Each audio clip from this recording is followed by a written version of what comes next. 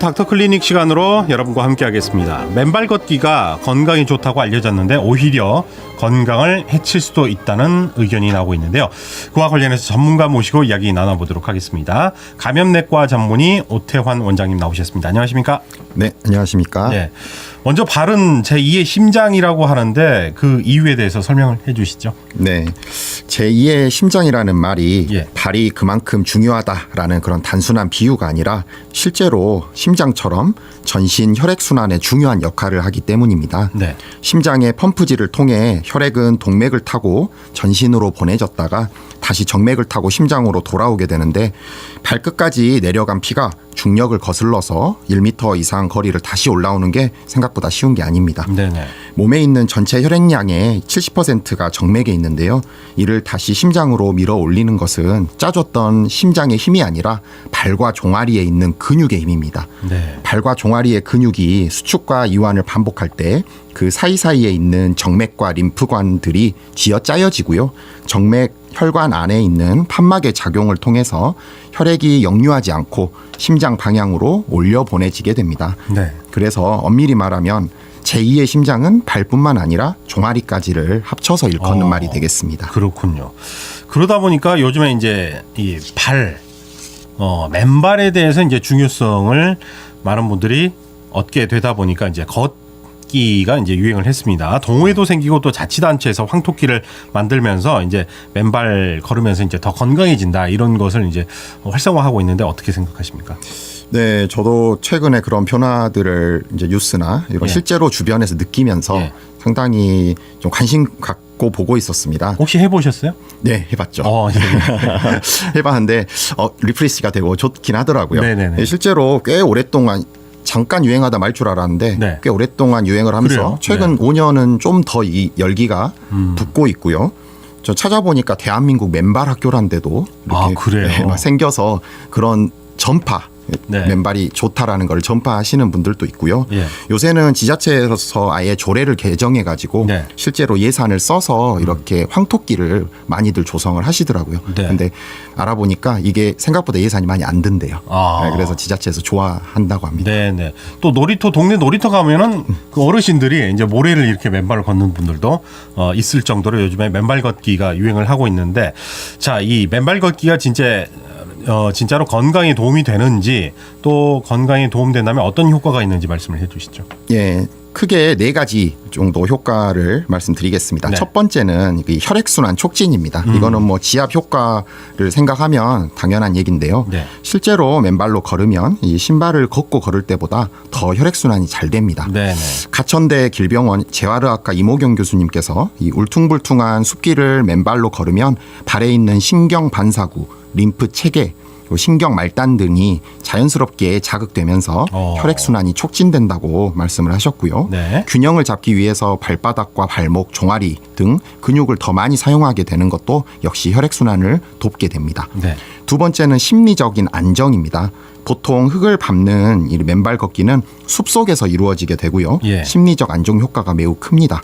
꼭 맨발이 아니더라도 숲을 산책하는 것만으로도 불안감과 우울감 등이 완화된다는 연구 결과가 있고요. 네. 발바닥에 있는 신경이 자극되면서 스트레스 호르몬인 코티솔 분비가 줄어들기도 합니다. 실제로 미국 캘리포니아대 연구팀 연구 결과에서 맨발로 걸은 그룹이 신발을 신고 걸은 그룹보다 코티솔 수치가 더 떨어진 것으로 확인이 되었습니다. 네. 또 플라시보 효과, 우리가 위약 효과라고 하는데 그것도 무시할 수 없죠. 요새는 이제 하도 신봉자들이 많아가지고요. 예. 신화처럼 이거를 했더니 막 만병통치가 됐다라는 식의 그런 후기들이 많기 때문에 네네네. 그 강한 믿음을 갖고 걷는 그런 플라시보 효과도 네네. 한몫을 하고 있습니다.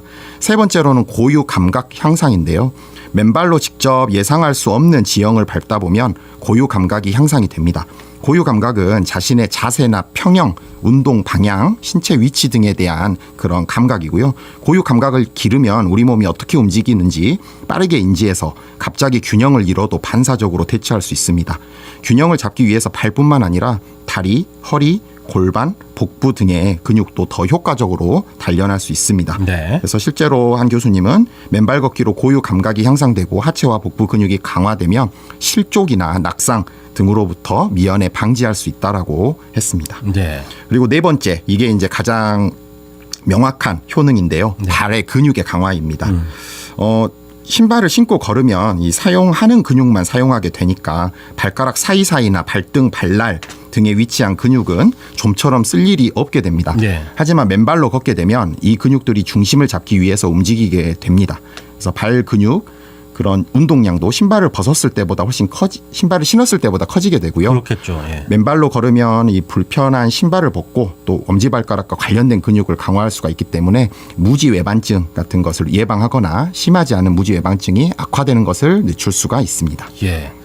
자, 근데 이 맨발 걷기보다 먼저 챙겨야 될 게 잘 걸을 수 있는 발을 만들어야 된다 이런 이야기가 있는데 이것은 어떤 의견이죠? 네, 이 대표적으로 발에 변형이 있으신 분들 네. 얘긴데요. 저희 무지외반증이라고 무지가 엄지발가락입니다. 네. 엄지발가락이 이렇게 바깥으로 이렇게 꺾여 있는 바깥에서 두 번째 발가락으로 이렇게 동그랗게 말려 있는 네. 분들이 있는데 이런 분들은 이제 뭐 키높이 깔창이나 아니면 또 여성분들 같은 경우에 하이힐 등을 신었을 하이힐 때 많이 신으면 이제 발가락이 휘게 그렇죠. 되잖아요. 그게 예. 무지외반증입니다. 예, 예. 그게 아주 심하신 분들은 오히려 이 맨발 걷기가 안 좋을 수 있습니다. 아, 그래요? 예, 이게 사람이 걸을 때 예. 뒤꿈치가 먼저 닿고 그 다음에 발바닥, 엄지발가락 순으로 몸무게를 버티게 되는데요. 엄지발가락에 변형이 온 무지외반증 환자의 경우에는 네.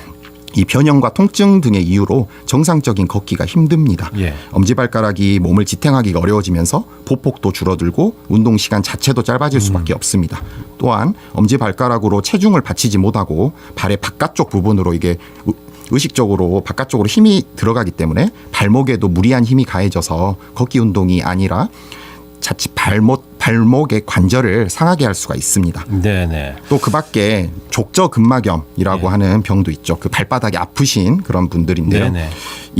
사람 원래 태어나면서 신발을 그동안 쭉 신고 다녔기 때문에 발 근육 자체가 많이 약해져 있습니다. 근데 이 맨발 걷기가 좋다고 갑자기 시작을 하게 되면 발 주변의 뼈와 관절 그리고 족저근막에 무리가 올 수가 있습니다. 네. 그래서 초심자라면 발가락 스트레칭 등으로 근육을 충분히 풀어주시고 또 한 번에 막 1000보 2000보 걷기보다는 낮은 목표부터 시작해서 조금씩 보행량을 늘리는 것이 좋겠습니다. 그렇겠네요. 예. 자, 그런데 이제 중금속이나 흙의 오염을 걱정 안 해도 될지 그런 부분이 있어요. 왜냐하면은 이제 어떻게 보면 신발을 신는 이유 중에 하나가 어떤 상처나 뾰족한 거나 어떤 오염이나 이런 것으로부터 우리가 이제 방지하기 위해서 그런 거 아니겠습니까? 어떻습니까? 네. 생각보다 피부 장벽이라는 게 예. 이 상처가 나지 않으면 상당히 견고합니다. 어. 그래서 상처가 없는 피부는 굉장히 방어력이 좋아서요. 예. 실제 걷기로 중금속이나 그 오염된 흙이 우리 몸으로 흡수되지는 않습니다. 네. 다만 반대로 말하면 상처가 있는 경우에는 실제로 흡수가 될 수 있기 때문에 네. 상처 있는 발은 조심해야 됩니다. 네. 기생충 감염 뭐 이런 것들은 어떻습니까? 기생충은 주로 저희가 섭취를 통해서 들어오기 때문에요. 예. 이게 구강 경로로 들어오기 때문에 발에 상처가 있지 않는 이상 사실 기생충을 걱정할 필요는 없고요. 예. 오히려 세균 감염이나 또는 이제 뭐 찌찌가무시와 같은 그런 네. 진드기병 같은 것은 가능성이 오히려 있습니다. 예, 예. 그 찌찌가무시 말씀을 하셔서 그런데 찌찌가무시 병이 어떤 건지 그것도 좀 예, 말씀해 주시죠. 찌찌가무시라는 것은 찌찌가무시라는 이름의 세균에 감염된 예. 털 진드기 유충이 풀숲이나 들쥐에 기생을 하다가 이 사람을 물 때 우리 몸에 들어와서 심한 열을 나게 하는 질병입니다. 네네. 이 진드기가 가장 활발하게 활동하는 시기는 가을철입니다. 네. 가을철 열성 질환의 하나고요. 그래서 추석 전후로 생각하시면 되고 성교 다니실 때 이런 거 뭐 많이 뉴스에 그렇습니다. 나오잖아요. 맞습니다. 예. 9월에서 11월에 주로 이 진드기가 활동하기 때문에 예. 이제 요때 환자가 많이 발생을 하고요. 그렇다고 지금 아예 없는 건 아닙니다. 이제 6월 달도 가능성은 있고요. 네. 다만 지금은 이제 5월에서 11월 사이는 오히려 살인 진드기병이라고 하는 예. 중증 열성 혈소판 감소 증후군이 더 걱정이 되는 병입니다. 예. 요즘 같은 경우는 이제 진드기를 더 주의를 하셔야 될 것 같습니다. 최근에는 이제 또 뭐 애완견들 산책시키다 보면 애완견으로부터 진드기가 옮겨져 온다 뭐 이런 이야기도 있는데요. 맨발 걷기를 통해서도 감염이 될 수도 있습니다. 자, 그리고 조금 전에 이제 여러 가지 그 상처에 관한 이야기를 말씀을 해주셨는데 상처로 감염이 된다면 어떤 현상들이 나타날 수가 있을까요? 네, 제일 먼저 그 발바닥에 상처가 있으신 분들은 네. 그 상처를 통해서 흙 속에 있는 균이나 아니면은 흙 속에 섞여 있는 동물들의 배설물에 있는 균들에 의해서 감염이 될 수가 있고요. 실제로 그 균이 들어오게 되면 그 발에 염증이 생기고 연조직염이라는 게 발생을 하게 됩니다. 네네. 가장 위험한 환자들이 바로 당뇨병 환자들인데요. 그래요? 당뇨 인구는 사실 우리나라에 이제 2020년 기준으로 지금 600만 명이 넘어갔고요. 네네. 굉장히 많은 수의 당뇨 환자분들이 있는데 이 모든 환자들이 다 사실은 위험하다기보다는 당뇨병이 오래되면서 조절이 잘 되지 않는 분들 이런 분들은 당뇨발, 당뇨족이라는 것에도 그런 병명이 있듯이 발의 건강을 신경을 써야 되고요. 이런 분들은 사실 조심을 하셔야 됩니다. 맨발 걷기는. 왜냐하면 맨발 걷기를 하기 전에 발에 상처가 있는지 여부를 반드시 확인을 하시고 또 후에도 발에 상처가 나진 않았는지 그런 걸 확인을 해야 됩니다. 이런 당뇨 환자들 같은 경우에는 이제 혈관 내피에 이상이 생기면서 동맥이 좁아지고 딱딱하게 굳습니다. 이때 심장과 멀어 혈액이 잘 가지 않는 발에 이제 작은 상처라도 나면 정상적인 치유가 이루어지지 못하고 궤양이 생기는데요. 당뇨병 환자들은 혈관뿐만 아니라 신경, 말초 신경에도 손상이 있기 때문에 상처가 나도 사실 통증 자체를 못 느끼시는 분들이 있어요. 그래서 그 상처들이 더 악화가 되는 거고요. 이 궤양이 생긴 것을 방치하게 되면 발이 썩는 그런 괴사까지 일어나 절단을 해야 되는 수도 있습니다. 네네. 제가 이제 알고 있는 상식은 저는 사실 맨발 걷기를 한 번도 안 해봤는데 그 이유 중에 하나가 어렸을 때부터 그 이제 녹슨 못을 밟으면 파상품에 걸린다 뭐 이런 이야기를 많이 듣고 또 실제로 걷다 보면 이제 산 같은 곳이 이제 다 깔끔하면 모르는데 뭐 유리 파편도 있을 수도 있을 거고 뭐 그러다 보니까 이제 파상풍에 대한 어떤 걱정 때문에 제가 한 번도 안 해봤는데 파상품에 관해서는 뭐 예방을 하면 괜찮은지 아니면 실제로 또 걸리는 경우들이 많이 있는지 말씀을 해주시죠. 네. 실제로 요새 저한테 파상풍 주사 맞으러 오시는 환자분들이 부쩍 늘었습니다. 그래요? 네, 그래서 보통은 이렇게 맞으러 외래까지 자진해서 찾아오시지는 않거든요. 그래서 혹시 왜 맞으세요? 하고 여쭤보면 10중 8구는 이 맨발 걷기 때문에 맞으신다고. 그러니까 예방을 하러 오시는 거예요? 아니면은? 맞습니다. 예방을 하러 오시는 거예요. 예방 접종을 맞으러 오시는 거고요. 이것은 이 파상풍이라고 하는 병은 실제로 우리나라에서 매년 30건 정도밖에 안 나오긴 합니다. 하지만 굉장히 적네요. 나라 기준으로 30건이니까 적은 건데 이게 굉장히 치명적이에요. 걸리게 되면 이게 이 독소, 파상풍 독소에 의해서 우리 몸의 근육들이 수축을 계속하는 그런 병이고요. 실제로 제가 대학에 있을 때 중환자실에서 한 달 동안 근육 강직으로 입원해 계신 파상풍 환자분들을 봤습니다. 직접 봤기 때문에 더 두려움도 크고 이 반드시 예방을 해야 되는 그런 질환입니다. 이 파상풍 예방 접종은 성인 예방 접종에서는 당연히 모든 건강한 성인은 10년에 한 번씩 예방 접종을 맞도록 되어 있습니다. 그런데 이 파상풍 예방 접종 안에는 디프테리아라고 하는 균과 그리고 요새 유행인 백일해라고 하는 균도 같이 들어 있어요. 그래서 3종 세트입니다. 하나를 맞으면 일석삼조의 효과로 세 가지를 다 예방할 수가 있고요. 모든 성인은 10년에 한 번씩 맞아야 하지만 사실은 거의 챙겨 맞지 않고 있죠. 이거는 보험이 안 되거든요. 그러니까 제 돈 내고 맞아야 되기 때문에 별로 그렇게 신경을 쓰지는 않습니다. 하지만 요즘같이 이런 맨발 걷기를 즐기시기 위해서는 반드시 파상풍 접종을 하셔야 합니다. 자, 그리고 맨발 걷기를 이제 하신 분들, 특히 이제 어르신들이 많이 하잖아요. 그분들은 이제 발목, 무릎, 관절 이런 것과는 관련이 없을까요? 있죠. 당연히. 오히려 정말로 어르신분들 같은 경우에는 연세가 드시면서 이 발의 패드라고 하는 뒤꿈치에 지방층이 있는데요. 이것이 빠지면서 이 쿠션 효과가 줄어들게 됩니다.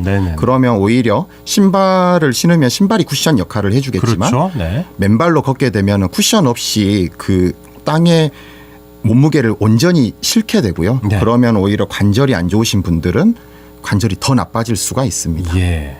그리고 무릎 안 좋으신 분들도 좀 이렇게 어떤 보면 충격이 직접적으로 오기 때문에 그런 것도 좀 주의를 해야 될 것 같아요. 연계돼서 발목과 무릎, 골반, 허리까지 모두 다 부담이 될 수가 있습니다. 그래서 이렇게 연세가 많으신 어르신 분들은 이제 너무 오래 걷지 마시고 이제 걷고 나서 아픈 관절이 있다 하면은 그쪽이 무리가 된 거기 때문에 잘 못 걷고 계신 거니까 신발을 신고 걷는 게 낫겠습니다. 네. 자, 맨발 걷기 열풍과 관련해서 맨발 걷기가 무조건적으로 다 좋은 것은 아니고 주의해야 될 점, 예방할 점, 그리고 또 조심해야 될 분들 이런 것들 구분해서 저희가 오늘 말씀을 나눠봤습니다. 자, 지금까지 감염내과 전문의 오태환 원장님 모시고 이야기 나눠봤습니다. 오늘 말씀 고맙습니다. 감사합니다. 언제 어디서나 내 손 안의 뉴스. 광주 MBC 뉴스 유튜브 구독으로 함께하세요.